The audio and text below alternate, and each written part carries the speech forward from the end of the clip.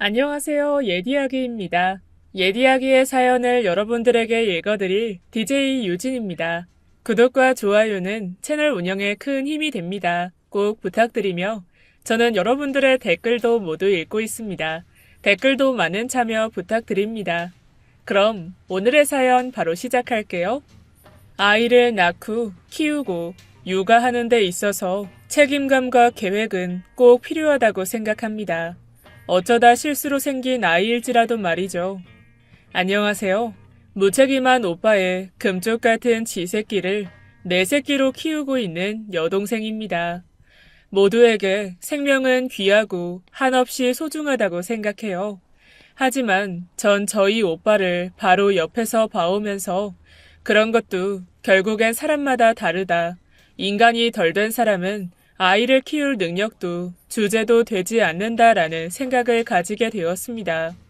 오빠는 집안에서 거의 내놓은 자식이나 마찬가지였어요. 워낙에 학교 다닐 때부터 사고를 밥 먹듯이 치고 틈만 나면 학교 빠지고 누굴 패서 억지로 봉사 다니고 모범생이었던 저와는 차원이 달랐죠. 그런 오빠 때문에 되려 반면 교사로 나라도 부모님 속 썩이지 말자 하고 바르게 자란 것도 있지만요. 그래서 집안에서 오빠는 이름으로 불리지 않았습니다. 개망난이었어요. 가족들이 집안이 조용하면 불안해하곤 했습니다. 개망난이 어디 나가서 사고치고 있는 거 아니냐면서 말이죠. 그런데 정말 무소식이 희소식이더라고요. 희한한 소식이요.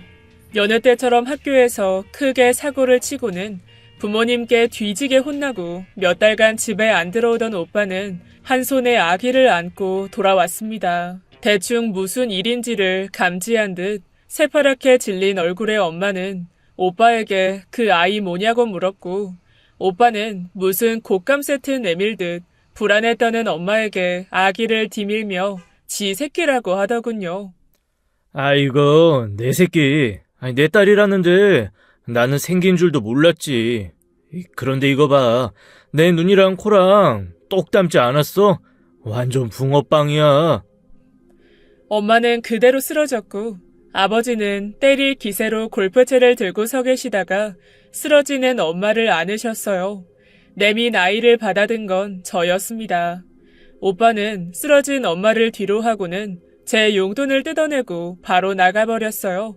개 망나니가 아닌 개 말종 같은 게 부모님 신경은커녕 지가 싸질러 놓은 지새끼도 신경을 안 썼어요.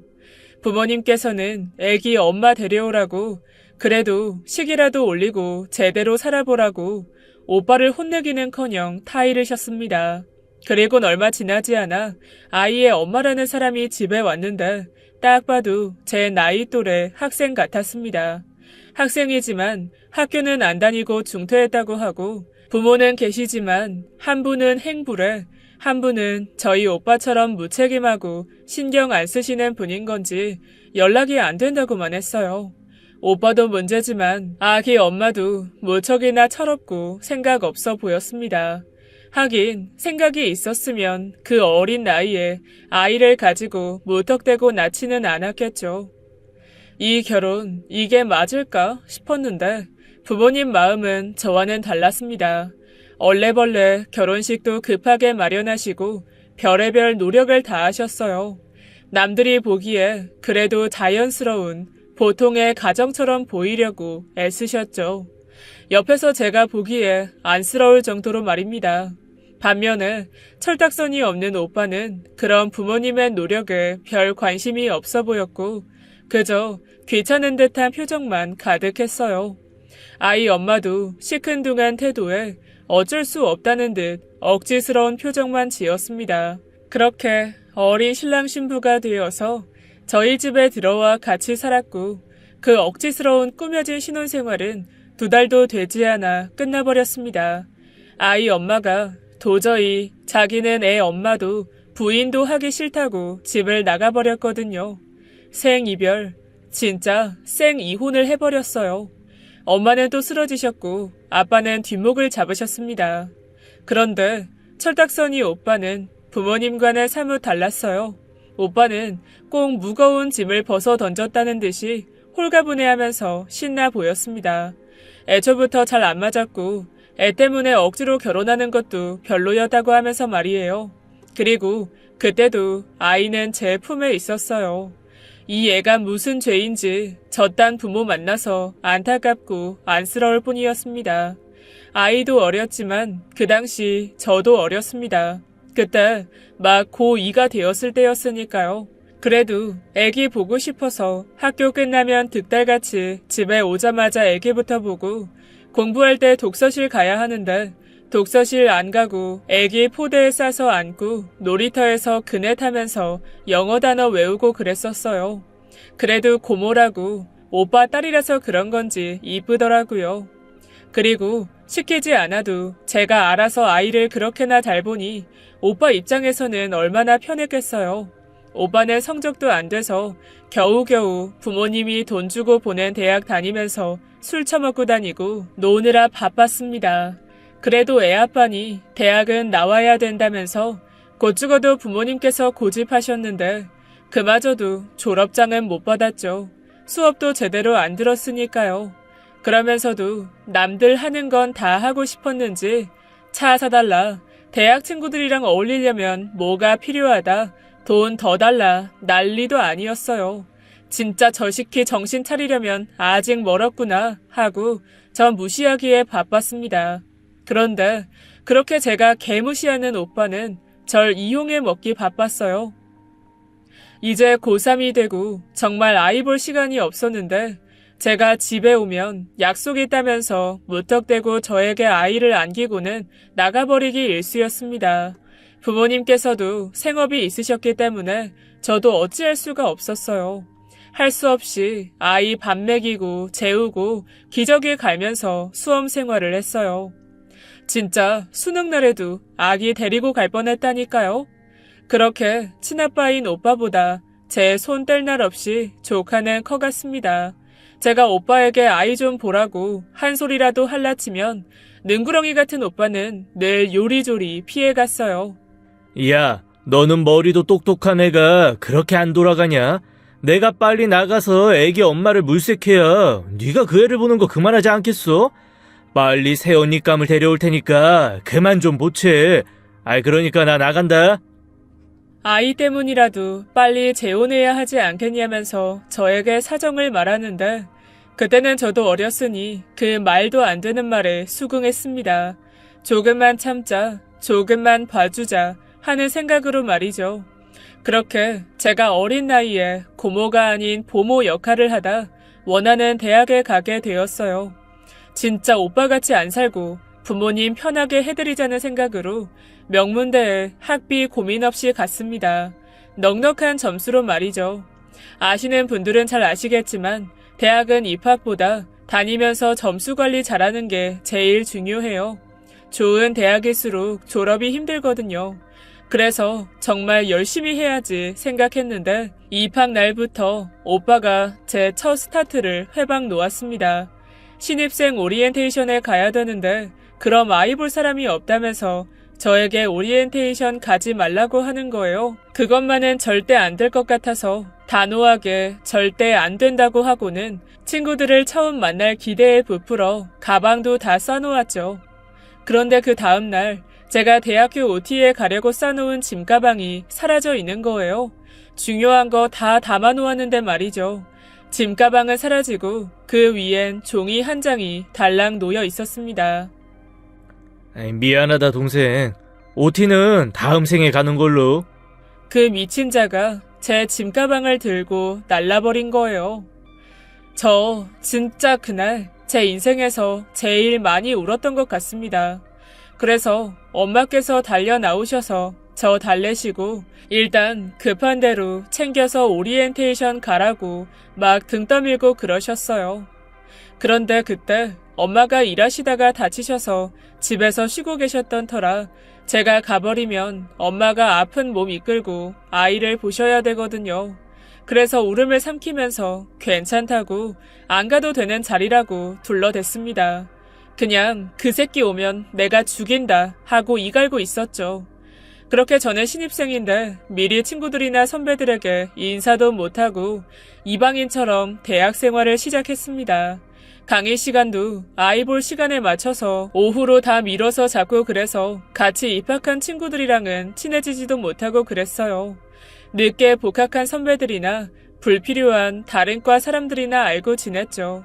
그러던 중 전쟁통에도 꽃은 핀다고 저의 첫 연애가 시작되었습니다.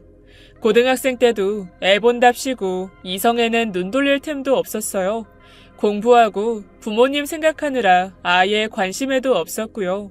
그런데 육아와 학업에 지친 제게 다정하게 신경 써주던 선배가 있었죠. 우리 오빠와 동년배인데 그 미친놈과는 비교도 안 될 만큼 멋진 오빠였어요. 본격적으로 사귀자 어쩌자 이야기를 나눈 건 아니었지만 아름아름 어영부영 가까워지고 있는 사이였어요. 그래서 관계를 분명히 하고자 그 주의 주말에 데이트를 하기로 했습니다. 정말 잔뜩 기대를 하고 옷도 사고 한껏 꾸몄어요. 그리곤 집을 나서려고 하는데 조카가 막 울기 시작하는 거예요. 바로 옆에 오빠가 있었는데 신경도 안 쓰고 그저 게임에 빠져 있었고요. 그래서 나 나가야 되니까 애 좀 잘 보라고 하고 집을 나섰는데 웬일로 가지 마라, 애나 봐라 그런 소리를 안 하대요. 저 인간이 무슨 일이지 싶었지만 혹여라도 절 잡을까봐 도망치듯이 집을 나왔습니다. 그리곤 동네에서 만나기로 해서 근처 공원으로 갔어요. 그때는 대학생 때라 돈이 없어서 공원에서 좀 이야기하다가 시간 되면 밥 먹으러 가기로 했었거든요. 그래서 가방에 챙겨간 캔커피를 건네고 이런저런 수줍은 이야기를 이어가고 있었습니다. 그런데 아이를 하도 봐주어서 그런 건지 어쩐 건지 이상하게 귓가에서 자꾸만 조카 울음소리가 맴도는 거예요. 에이, 아니겠지 했는데 점점 그 울음소리가 가까워지는 겁니다. 바로 눈앞에 오빠가 조카와 함께 서서는 저를 바라보고 있는데 오빠놈이 음흉한 미소를 지으면서 웃는데 저도 모르게 경직되더라고요. 딱 봐도 저 미친 자가 뭔가 꾸미고 있구나 라는 게 연상이 되었어요. 아니나 다를까 저와 눈이 마주치자마자 오빠는 조카에게 엄마, 쪽이 있네. 하면서 저를 가리키는데 어김없이 조카는 저에게 엄마 하면서 달려왔고 전 그 순간 선배를 바라보고 선배는 저와 아이를 번갈아 바라봤습니다. 그리고 오빠놈은 거기에 확인사살까지 던졌습니다. 여보, 우리 아기 두고 왜 여기 있어? 뭐해? 진짜 이놈이 제대로 미쳤구나 하고 보는데 선배가 당황해서는 들고 있던 커피캔도 떨어뜨리고는 오빠놈에게 연신 죄송하다는 인사를 꾸벅하고는 도망치듯 자리를 피해버렸습니다. 네, 그렇게 제 첫사랑은 끝났어요. 놀이터에서 조카를 안고 너무 억울해서 울었네요. 육아로 다친 제 청춘이 첫사랑으로 열리는 줄 알았는데 오빠로 인해 다시금 다쳐버렸습니다. 그 후에 그 선배는 수업에서 만나거나 어쩌다 마주쳐도 그저 목례만 하고 저를 차갑게 지나쳐버렸어요. 그렇게 비구니처럼 남자들과는 멀어졌지만 오히려 조카와는 더욱 애틋해졌죠. 태어나서 줄곧 제 손에 컸으니 자연스럽게 저를 엄마라고 부르더라고요. 걱정은 됐지만 내심 좋았어요. 진짜 제 새끼 같았고요. 그러다 저는 대학 졸업을 앞두고 취업 준비를 하게 되었고 취업 준비를 하면서 또 다른 인연을 만나게 되었습니다. 하지만 역시나 그럴 때마다 오빠는 회방을 놓았어요. 저 몰래 제 핸드폰에 온 남자들 연락처를 지우거나 데이트 약속이 있으면 제가 미리 사두거나 찜해둔 옷을 욕실에 담가버리곤 했습니다. 계속 그러니 저도 지쳐서는 연애는 늘 뒷전이었어요. 누군가가 제게 관심이라도 보일라 치면 귀찮은데 떨궈내고 마음이 훤히 보이는데도 모른 척하고는 했습니다. 그러던 와중에 시간은 흘렀고 좋은 취업 자리가 생기면서 갑자기 눈이 번쩍 트였습니다. 제가 직장 때문에 집에서 많이 멀어지면 자연스레 조카 육아에도 멀어질 거고 그럼 저도 자유이고 해방이겠다 라는 생각이 들었거든요. 그래서 일부러 취업하는 곳을 집에서 멀리 떨어진 곳으로 지망했어요. 워낙 수도권과 멀어지다 보니 저처럼 굳이 먼 곳을 지망하는 사람이 거의 없어서 단박에 합격을 했습니다. 너무 기뻤지만 제 속내가 티가 날까봐 가족들에게 한마디 언급하지 않고 요즘 취업 진짜 어렵잖아.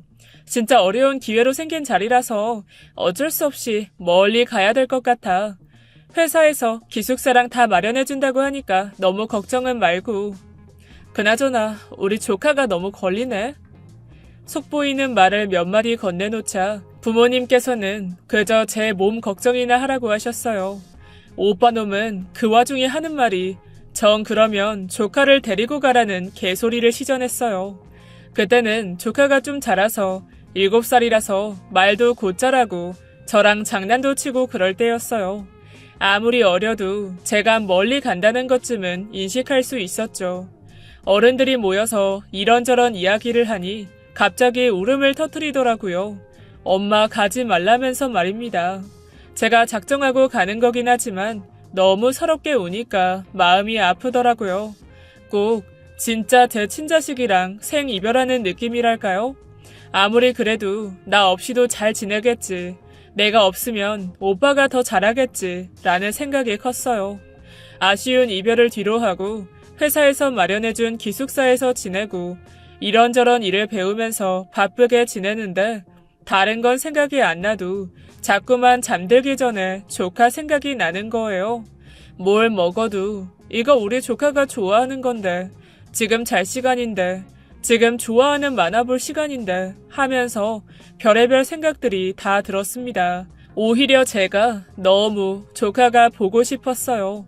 잘 지내고는 있는 건지 부모님께서도 조카나 오빠나 별일 없다고 하고 오빠도 이전처럼 조카 봐달라 와달라 때를 쓰지 않아서 제가 괜한 걱정을 했나 라는 생각이 들었어요.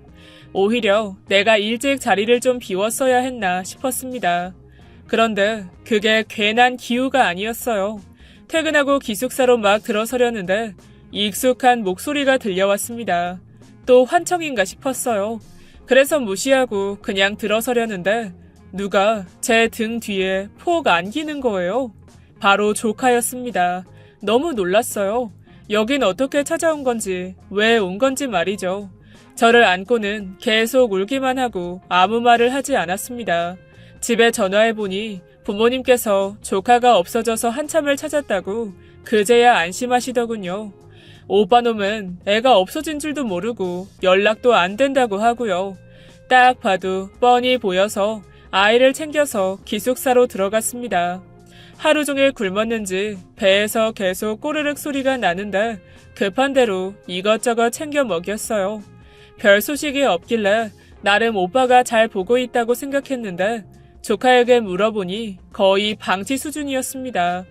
아이가 유치원 갔다가 집에 오면 밥도 챙겨주고 챙겨줘야 할 게 한두 가지가 아닌데 아무것도 안 해주고 그냥 컵라면 던져주고 먹고 있으라고 하고는 지는 나가버렸대요. 그리고 조카에게 이런저런 걸 묻다 보니 그 오빠놈이 어린 조카를 데리고 여자들 나오는 술집 룸에도 간 것 같더라고요. 귀찮았는지 지 급할 때는 옆집에 맡기거나 동네 슈퍼에 맡기고 안 될 때는 아이 혼자 집에 두기도 했다고 말이에요. 없으면 잘할 줄 알았더니 되려 애를 방치해두고 있었어요. 너무 열받아서 오빠에게 전화하니 예전과 같은 소리였습니다. 새로 여자를 만났는데 아무래도 조카랑 같이 있으면 걸리는 게 한두 가지가 아니라면서 기왕 저한테 온 거 저보고 알아서 애 잘 보라면서 말이죠. 아무리 그래도 회사에다가 갑자기 애랑 같이 살아야 한다고 말하기도 어렵고 저도 제 생활과 직업이 있다 보니 그렇게 무턱대고 조카를 맡기에는 무리가 있었습니다. 그래서 어쩔 수 없이 부모님께 연락을 드렸어요. 엄마, 미진이 지금 나랑 있는데 데려가 줘야 될 것 같아. 여기 집 회사 사택이잖아. 여기서 내가 애를 어떻게 맡아. 빨리 좀 와서 데려가 줘. 우리도 그러면 좋겠는데 지금 바로는 힘들 것 같아. 너 있는 곳이 여기서 좀 멀어야 말이지. 거의 하루를 버리고 가야 되는데. 알잖아. 나랑 너희 아빠 하루 벌어 하루 사는 사람인데. 엄마, 그게 지금 나한테 할 소리야? 당장 와서 애 데려가야지. 나보고 지금 어쩌라는 거야.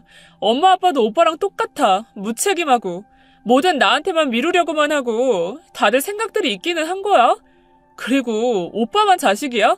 나도 엄마 자식이야. 내 앞길 막고 싶어서 그래? 태어나서 처음으로 부모님께 화를 내본 것 같아요.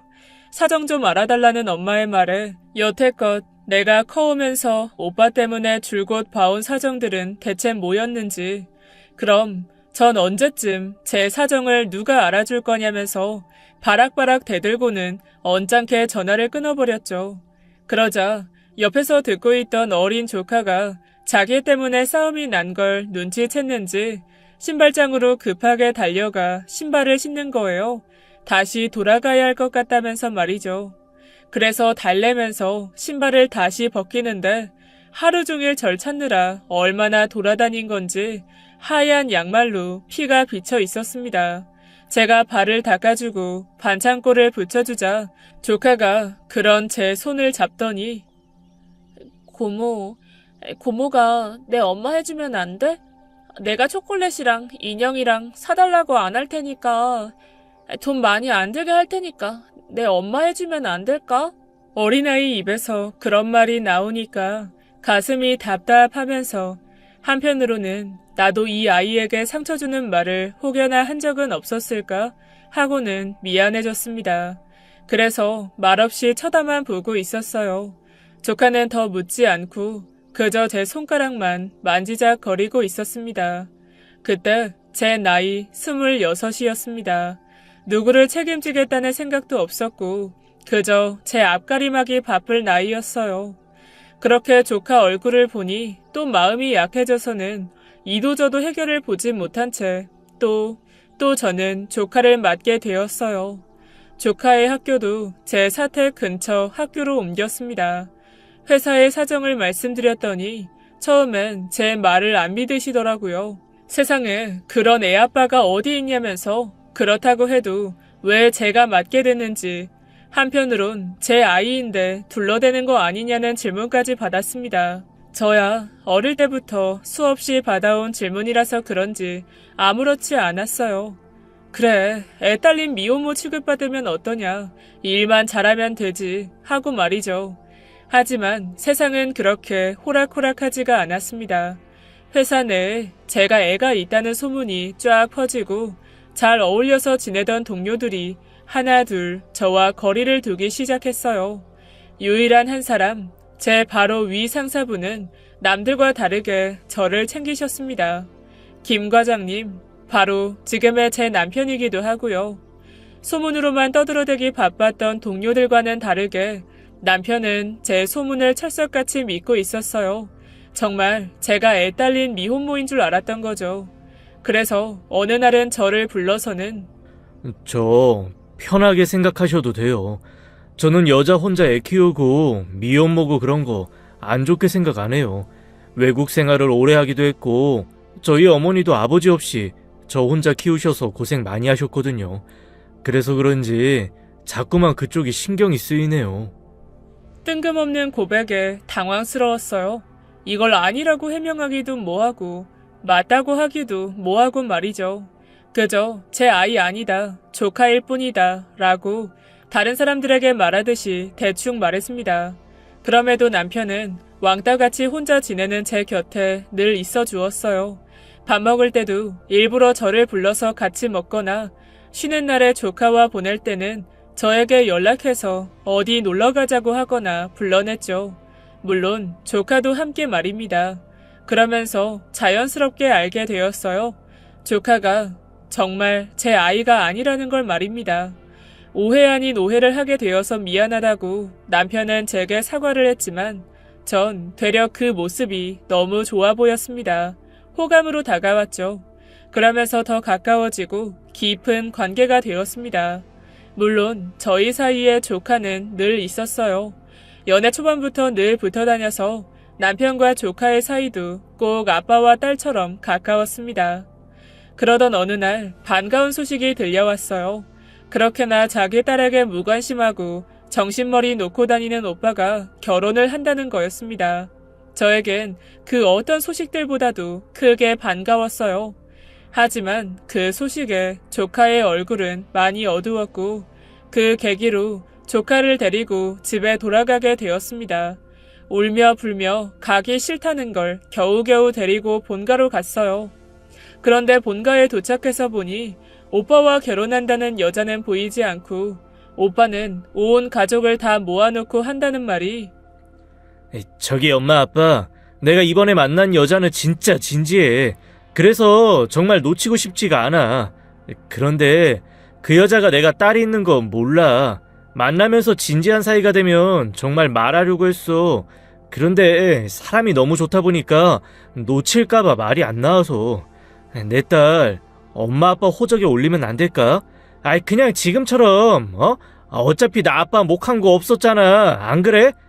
제발. 아이 제발 내 소원이야. 내 딸 좀 부탁해. 전 순간 제 귀를 의심했어요.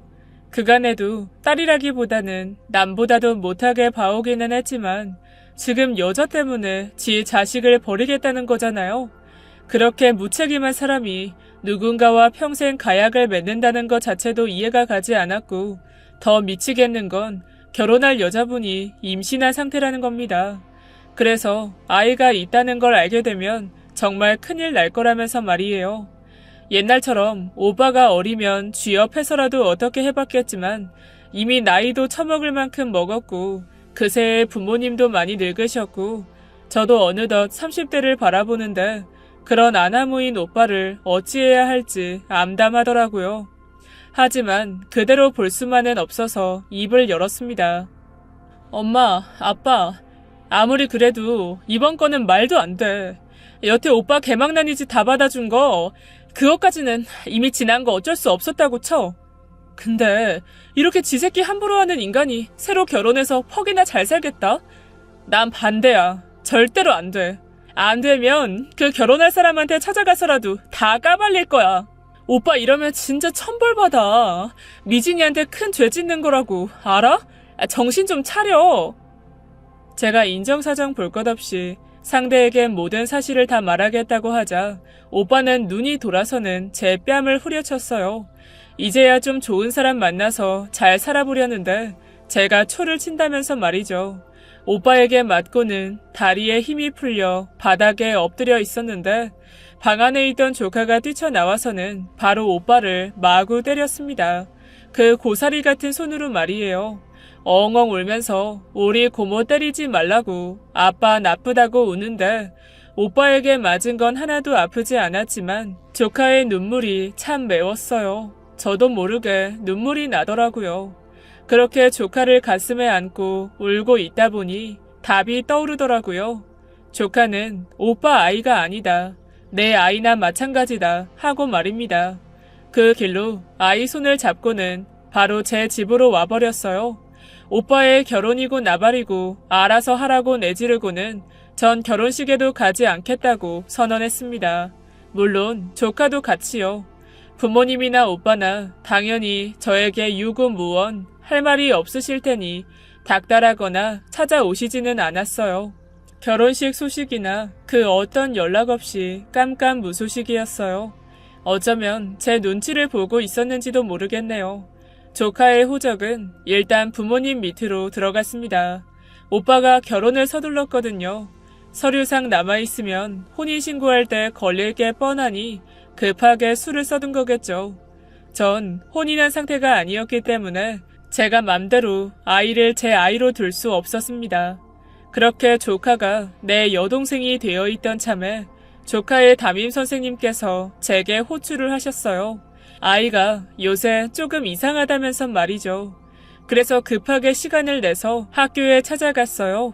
이제 중학교에 가야 할 나이인지라 선생님과 이런저런 면담들을 하는데 조카만이 유일하게 진로 관련해서 아무 말이 없었다고 말이죠. 그러면서 선생님께서 면담시에 적어둔 것들을 제게 보여주시는데 조카는 자기 자신을 깍두기라고 지칭을 했더라고요. 아빠의 딸이 될 수도 없고 그렇다고 할머니 할아버지의 손주가 될 수도 없으며 고모의 조카도 아닌 형제도 아닌 그냥 깍두기라고 말이에요. 한참 예민할 시기라서 그런지 많이 혼란이 온 듯해 보였습니다.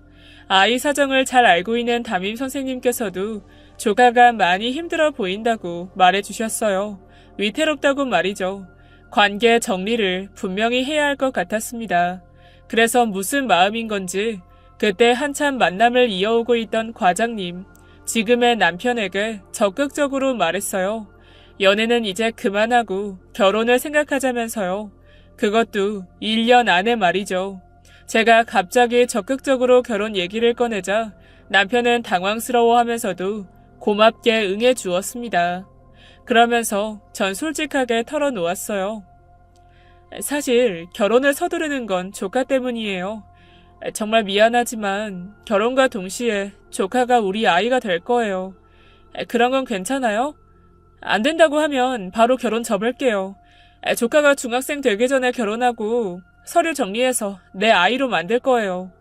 이상하게 들릴지 모르겠지만 진짜 제 아이나 마찬가지예요.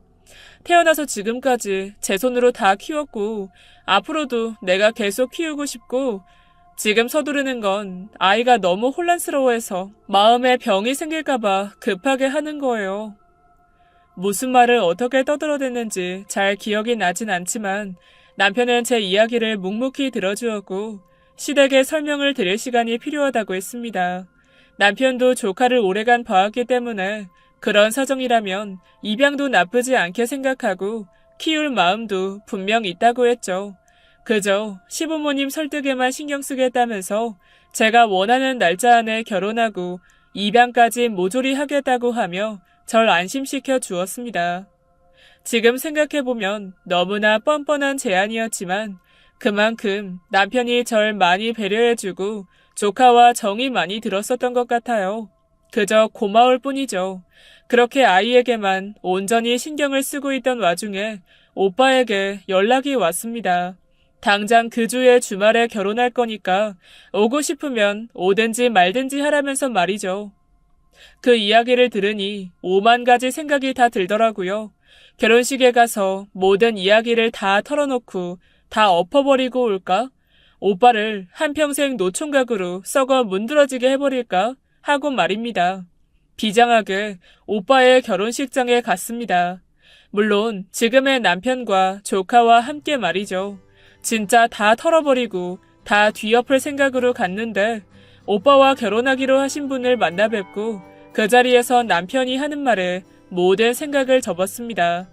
신부와 인사를 나누다가 조카를 발견하고는 아이가 예쁘다고 그냥 하는 인사치레를 건넸는데 남편이 조카를 감싸 안더니 우리 아이 예쁘죠? 와이프가 아주 어릴 때부터 금이야 오기야 키워서 예쁘게 자랐어요. 성격은 또 얼마나 좋고 머리는 또 얼마나 좋은데요. 와이프를 쏙 빼박았어요.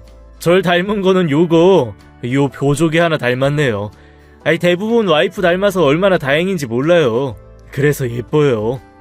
정말 우리 둘의 아이인 양 신부에게 소개를 하는데 옆에 있던 오빠는 헛기침을 해댔고 조카는 남편의 손을 꼭 잡았습니다.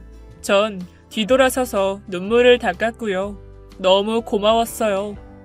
그렇게 아무 사건 없이 오빠의 결혼식은 끝이 났고 행복한 표정으로 신혼여행을 가버렸습니다. 부모님께서는 그제야 혹 하나 떼어냈다는 마음으로 홀가분해 하셨어요.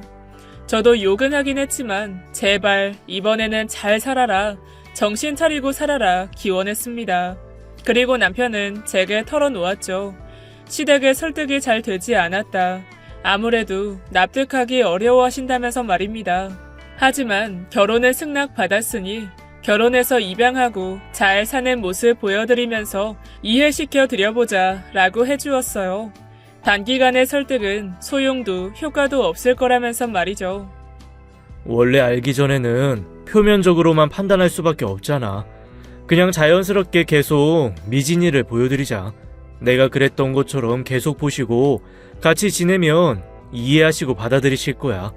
우선은 우리 미진이만 생각하자.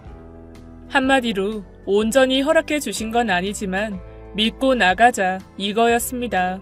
전 제 입장이 워낙 급했던지라 남편 말에 따랐어요. 나중 일은 그저 나중에 생각하자라는 마음으로 말입니다. 결혼식보다도 빠르게 혼인신고를 하고 입양 절차도 밟았습니다. 내막을 잘 몰랐던 친정 부모님께서는 그저 제게 고맙다고만 하셨어요. 고맙다. 네 못난 오빠가 저질러 놓은 걸 네가 다 보다듬어 주는구나. 미안하다 딸. 그래도 미진이는 너랑 있는 게 더 행복할 거야. 낳은 정보다 키운 정이 더 큰 법이긴 하지. 그러니 네 오빠네에는 계속 묻어두자. 굳이 알려줘서 좋을 건 없을 것 같은데 네가 좀 더 네 오빠 좀 봐줘. 고맙고 미안해 하시면서도 결혼한 오빠가 혹여라도 아이 때문에 또 헤어질까봐 불안해 하셨습니다. 저보다 오빠만 생각하신다기보다는 워낙 개차반으로 살아왔으니 흠을 숨겨서라도 오빠가 제정신으로 다른 가장처럼 살아가기를 바래서였을 겁니다. 예전엔 서운했지만 적어도 부모님은 모자란 오빠가 남들처럼 살기를 지속적으로 노력하셨던 것 같아요. 회사 근처에 집을 마련하고 남편과 조카와 함께 새 둥지에 필요한 것들을 사고 정말 가족 같아졌습니다. 중학교에 들어서면서 조카는 왠지 모르게 더 활발해지고 말이 많아지기도 했어요. 점점 호칭을 달리 부르기도 했죠. 전에는 남편에게 늘 어색하게 아저씨 했었는데 남편이 계속해서 학교에 데려다 주니 어느 날은 하교하고 멀리서 달려오는데 자연스럽게 남편에게 아빠라고 부르면서 친구들에게 인사를 시켜주더랍니다. 그리고 제게는 어느샌가 고모라는 호칭은 없어지고 아예 절 지칭하지 않고 어물쩍 필요한 말만 했었는데 중학교 들어가고 우리 가족 셋이서 처음으로 맞는 아이의 생일에 제게 말해주었습니다. 엄마, 그동안 키워줘서 너무 고마웠고 앞으로도 엄마한테서 안 떨어질 거야. 내 고모로 와서 엄마가 되어줘서 너무 고맙고 사랑해. 제가 품고 낳은 것은 아니지만 제가 줄곧 키워오고 같이 교감한 세월이 길어서 그런지 조카가 저 같고 제가 조카 같고 그랬어요. 그게 결국은 가족이 될 수밖에 없었던 과정이었던 것 같아요. 지금은 제 남편의 성씨에 정말 남편의 보조개를 쏙 닮은 우리의 아이입니다. 그리고 아이의 친부인 오빠는 외국에서 본인의 가정에 충실한 채 살고 있어요. 오빠의 자식이었던 우리의 아이가 오빠의 조카가 되어버렸죠. 그렇다고 비난하거나 책망하지는 않아요. 지금은 되려 제 아이가 되게 해준 것을 고맙게 생각하고 있습니다. 지금까지 예디학이었습니다. 끝까지 함께 해주신 여러분 진심으로 감사드리며 전 내일 이 시간 다시 돌아올게요. 감사합니다.